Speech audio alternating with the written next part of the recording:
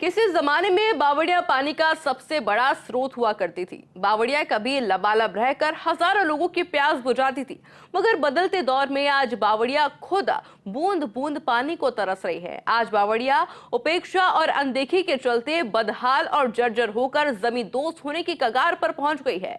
डीडवाना की एक ऐसी ही कुछ बावड़ियां हैं जो आज अपने अस्तित्व के लिए संघर्ष कर रही है।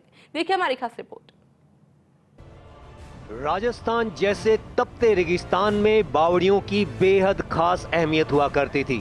इन बावड़ियों के पनघटों पर कभी पानी के लिए लोगों की कतारें लगा करती थीं और हजारों लोग अपनी प्यास बुझाते थे। लेकिन बदले जमाने के साथ अब लोगों ने इन बावड़ियों से पूरी तरह मुंह मोड़ लिया है। जो बावड़ियां कभी साफ सुथरी हुआ करती थीं, वे आज कचरे और गंदगी से भरी पड़ी हैं। देखरेख के अभाव में बावड़ियां न केवल जर्जर होने लगी हैं, बल्कि उनके पत्थर भी दरक रहे हैं। डीडवाना में कुछ बावड़ियां आज भी मौजूद हैं, लेकिन वे भी अपने अस्तित्व को लेकर संघर्ष कर रही हैं।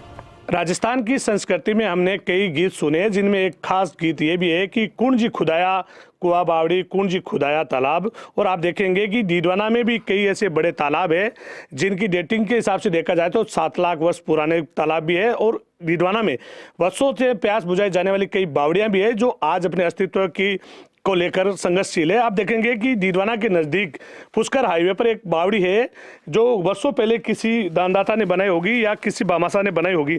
देखिए 3 से 4 मंजिला ये बावड़ी है जो आज अपने अस्तित्व को लेकर संघर्ष कर रही है। देखेंगे कि बावड़ी में 3-4 मंजिलें बनी हुई है और शानदार नक्काशी के साथ बावड़ी बनी हुई है।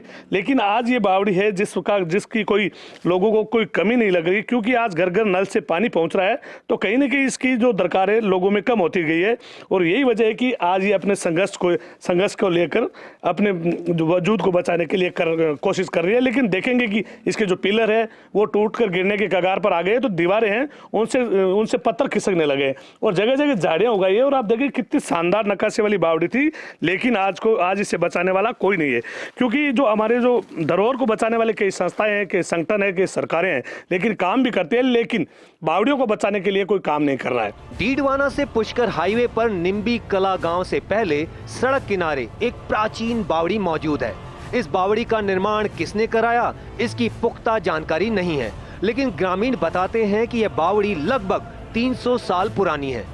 मगर वक्त और हालात की मार सहते सहते यह बावड़ी जर्जर और खंडहर होने लगी है। बावड़ी के अंदर पानी की जगह रेत और गंदगी जमा हो चुकी है और जगह जगह कंटीली झाड़ियां उगाई हैं।